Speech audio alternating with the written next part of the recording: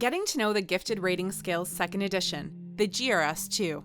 My name is Robert Ram-Kalawansing, and I'm the Product Manager for Gifted and Talented Education Products at MHS. To tell the story of the GRS2, it's important to reflect on the original GRS. The GRS was developed at a time when the process of identifying gifted students placed much of the emphasis on intellectual ability alone. While intellectual ability is certainly a very important consideration, the reality is that giftedness is a complex, multifaceted construct. Gifted students often display exceptional abilities in many different ways. Giftedness can certainly manifest in a student's intellectual or academic pursuits, but it can also manifest as creativity, artistic talent, and/or leadership. It's not uncommon to see students who aren't necessarily excelling yet, but who are clearly bright and have the potential to excel with the right support. For those reasons, Dr. Steven Pfeiffer and Dr. Tania Jarosewich, the authors of the GRS, saw that there was a very clear need for a more comprehensive tool that could complement other identification methods by helping to identify students who excel or have the potential to excel across a much wider range of domains. Much like the original GRS, the GRS2 considers intellectual ability, academic ability, creativity, artistic talent, and leadership, giving students multiple ways to show their giftedness.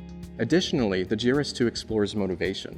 Now, while motivation isn't a form of giftedness per se, a student's drive and task commitment can have a significant impact on what they can ultimately achieve and is thereby a very important consideration. How does the Gifted Rating Scales Second Edition differ from the original Gifted Rating Scales? The original GRS is a very well-established and trusted tool that is used during the gifted assessment process as one component of a comprehensive review. The GRS became very well regarded because it was quick and easy to administer and had outstanding psychometric properties. It was a highly reliable and valid index of giftedness. Thus, in developing the GRS2, we wanted to keep all of the benefits of the original, but based on the feedback from our GRS users and the expertise of our authors, we sought to introduce some key new features and enhancements that would improve the utility of the tool. First and foremost, we've updated our normative sample. The original norm sample was collected between the year 1999 and 2000 and was matched to the 2000 US Census. Our new normative sample was collected over 2018 to 2023 and is now matched to the 2018 census.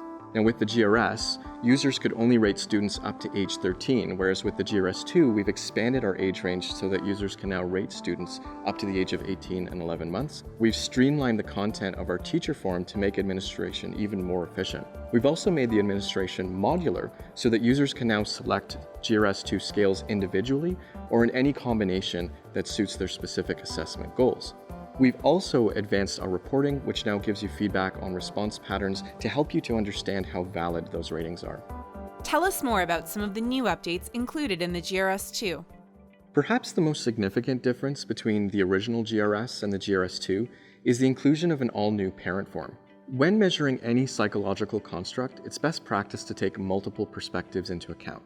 Capturing the parent perspective enables insight into a student's current or potential gifts in domains and contexts that their teacher might not be able to observe. Offered in both English and in Spanish, the parent form emphasizes cognitive ability and creative and artistic ability as direct indices of giftedness.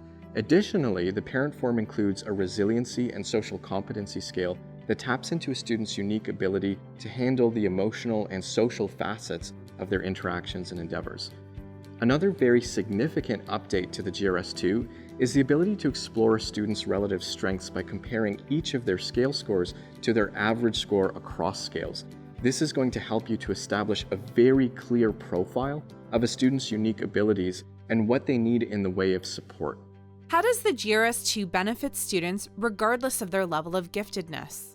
Understanding a student's relative strengths is valuable for understanding the needs of gifted students, but the benefits of the GRS2 extend to all students across the full continuum of learning needs. It can help to guide both teachers and parents on where and how to engage with and support a student, and to build an overall learning environment that is tailored to their specific needs.